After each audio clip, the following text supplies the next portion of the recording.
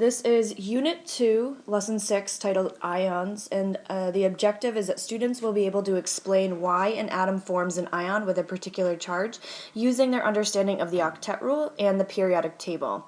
Go ahead and look at the vocabulary words. Notice a couple of those are review from the last lesson, and then some of them are certainly new words. So before we start directly into our objective, I'm actually going to have you watch a YouTube video. So there's two ways you can get to it, I think. You can search alkali metals in water, and it's by this author, Ironica. So make sure you choose that video. Or if you can copy and paste, you can put the link directly in. So just as a brief intro, the reason that I'm showing you the video is they talk about the alkali metals. Remember, it's the group 1 metals, not hydrogen. And they basically put them into water.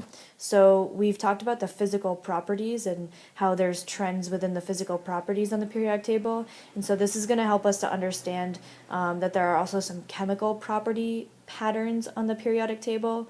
So go ahead and play the video now. Just a super quick review from the last lesson. Remember, we learned that valence electrons are the electrons on the outermost energy level here. So these are what we would call core electrons, and this is our valence electron. The reason that we talk about specifically valence electrons is they're responsible for chemical reactions. They move around during chemical reactions, whereas these electrons don't. So in the video you just watched, the reason that those elements were reacting with water is because their valence electrons were moving around. Another very quick review point, remember we looked at the Bohr diagrams and noticed some patterns. Particularly the review point here is that look at the valence electrons and how they change as you go across the periodic table. They increase by 1.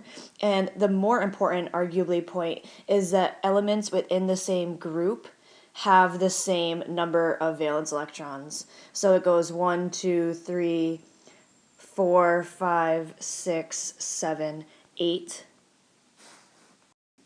And so it becomes pretty clear that we can simply look at the group number and tell how many valence electrons an element has. Finally, remember this review point. These elements have a full octet, meaning their outer energy level is filled completely with electrons and no more can fit. So just to make sure you understand, let's do an example here. So if I were to ask you how many valence electrons calcium has, I want you to tell me how many valence electrons you think calcium has.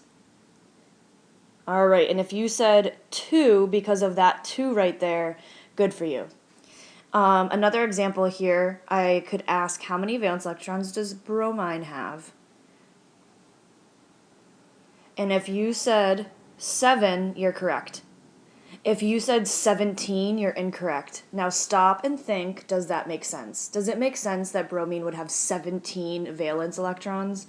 Absolutely not, because the maximum number of electrons that can fit on an energy level is 8. So you should never be saying any number higher than 8. If you're curious, which I'm sure you are, the elements here, these transition metals, hopefully you remember that term, I will never ask you about how many valence electrons they have, simply because they don't follow a nice pattern like the A elements. They can lose or gain more than one number of valence electrons, so we don't really work with them. So again, we're going to keep working here on explaining that video. So the next thing you need to know is the octet rule, which says that elements are in their lowest energy state when their outermost energy level is filled with electrons. Lowest energy level, or lowest energy state, means most stable. So chemical stability means low energy. So in most cases, the octet rule means 8. 8 valence electrons are needed. So how can we ever remember that octet means 8?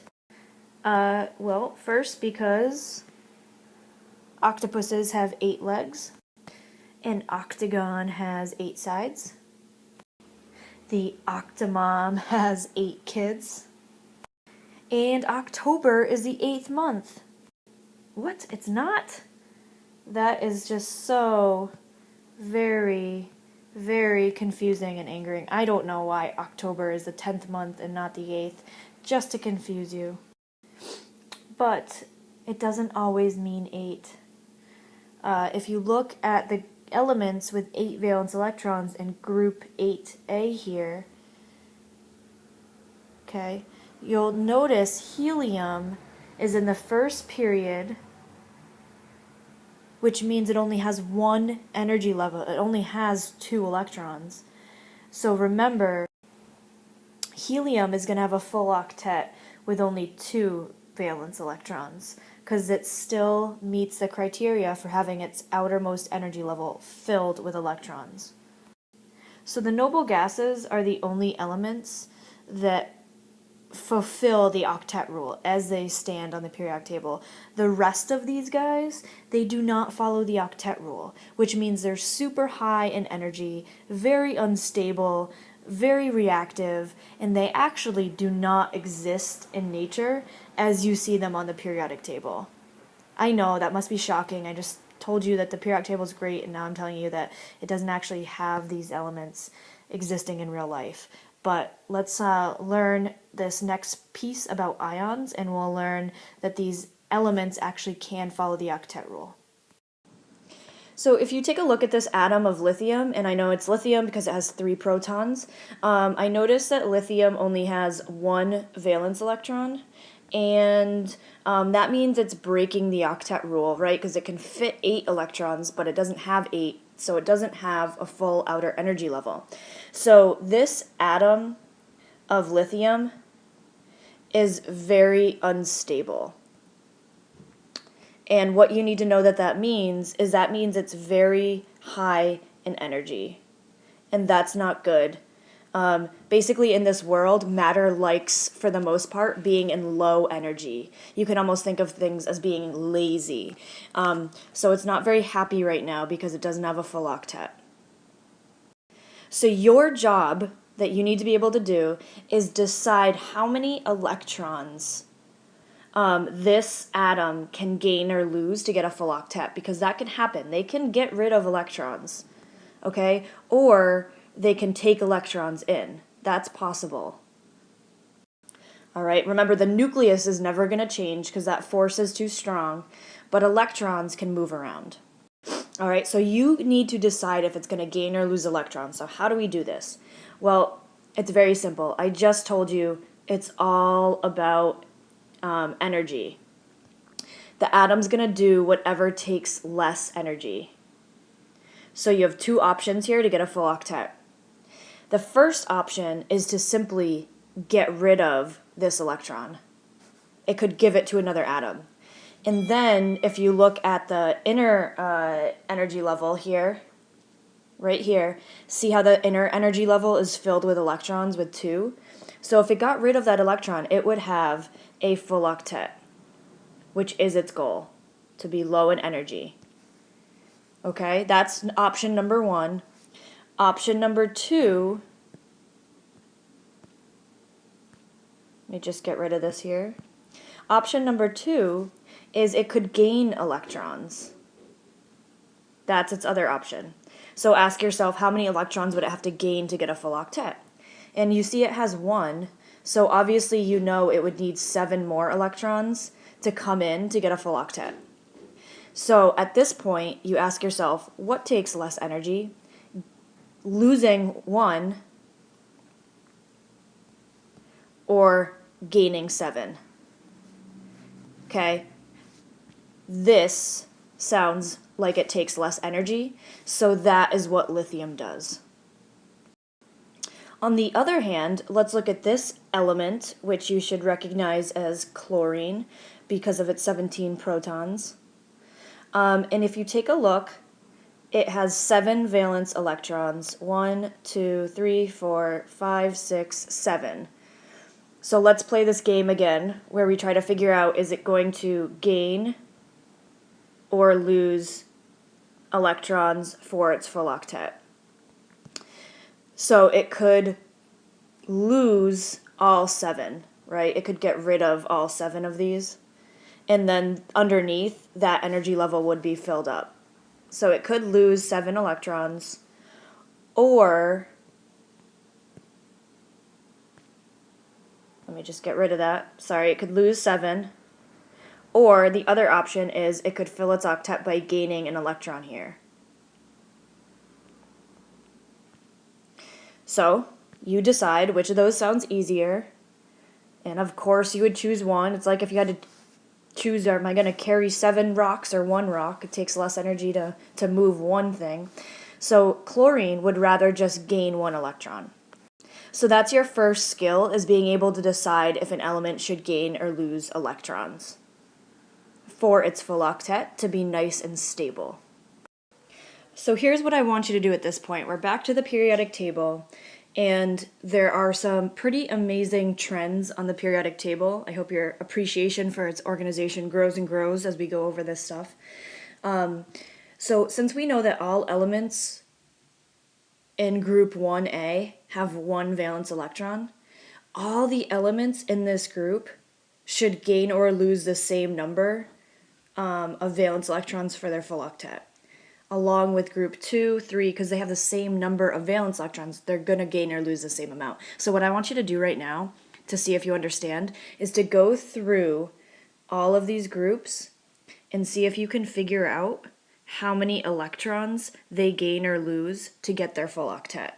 So like for number 1, 1A, I know it has 1 valence electron.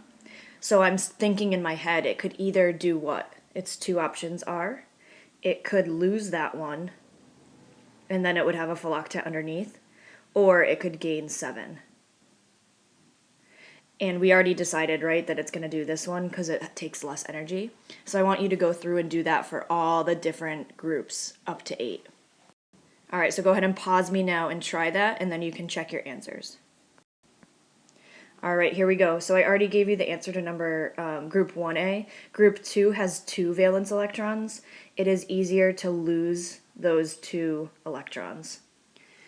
Group 3, it's easy to lose 3 electrons rather than gain 5.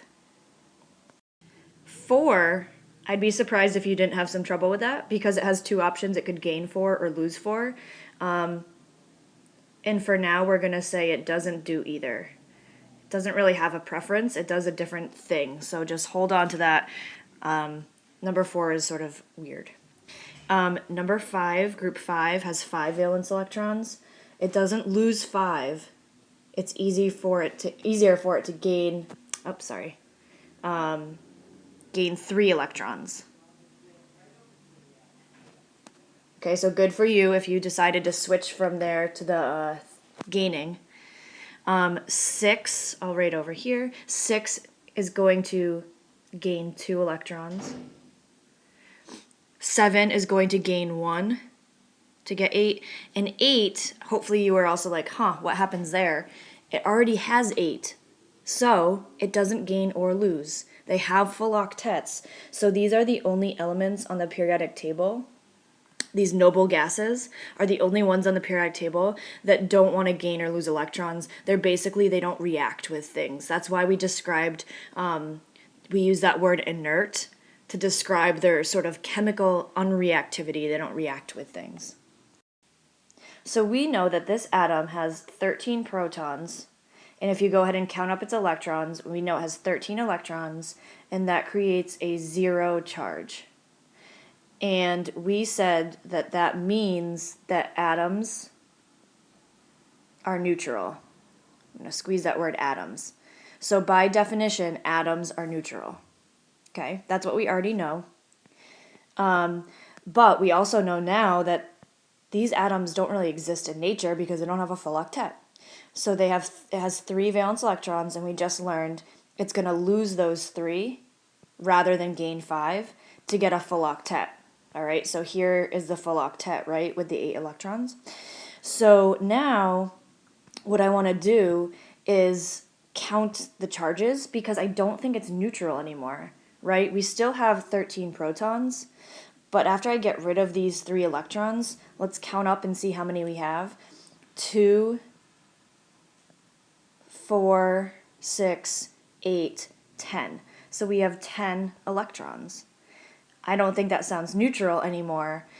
The difference between them is 3. And what do I have more of? these positive protons. So what this means is that this substance now has a 3+ charge.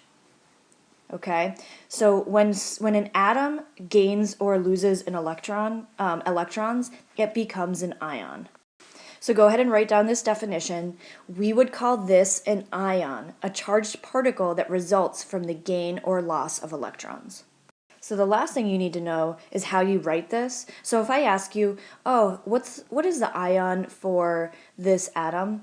And you would write it as, and this is aluminum, so we would write Al, the symbol, and then we would write this 3+ as a superscript here. So you do 3+, plus.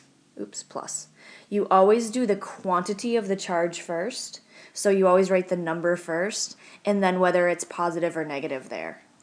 So this was one of our objectives, was that you can write the ion symbol for different elements. So what I want you to see if you can do here, to see if you picked up on that, was to see if you can write the ion symbol for this element. Right, so you're going to write its symbol and then the quantity of the charge, okay, and then plus or minus. So go ahead and see if you can do that. So pause me. And I'm actually going to give you the answer now. I'm going to think through it though. This element has 6 valence electrons. It's probably going to gain 2 versus losing 6. All right.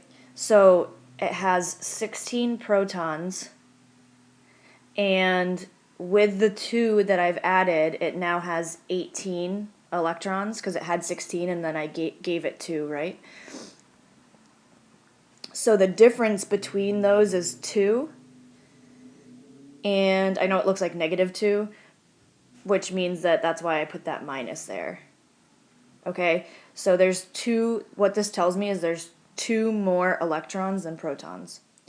So I find out what element 16 is, which is sulfur, and then I write the 2- as a superscript. Alright, so give yourself a little pat on the back if you got that correct. Good for you. Alright, so a couple of vocabulary terms here. Cation, not cation, as everybody wants to call it. A cation just means that it's a positive ion, whereas an anion is negative. Just a couple pieces of vocabulary. Here's a little trick to remember. This is how I remember. If you kind of draw the T looks like a plus sign. So there you go. Find a cute little way to remember it yourself. And hopefully after this lesson, you get this joke. So I just want to bring this back to the video that you watched where these elements were dropped into water and we saw them explode. So the reason that I showed you that is because these valence electrons and these ions that we've been coming up with, they're responsible for the fact that we see these all reacting violently with water. Because this group has a different number of valence electrons, it reacts less violently with water. Okay, and then if we go over to, like, I don't know, these elements, they don't react at all with water. So there are reactivity trends we see, and it all goes back to this idea of the atomic structure. These patterns in atomic structure give way to properties that we can observe with our eyes about how they behave. Again, I hope you are appreciating the periodic table and just how organized it really is. So wrapping up this lesson, remind yourself of the objective here and just make sure that you can do all these things. And if you can't, you should go back to a different piece of the video and make sure you have all the vocabulary terms. Make sure that you can pick out valence electrons very quickly.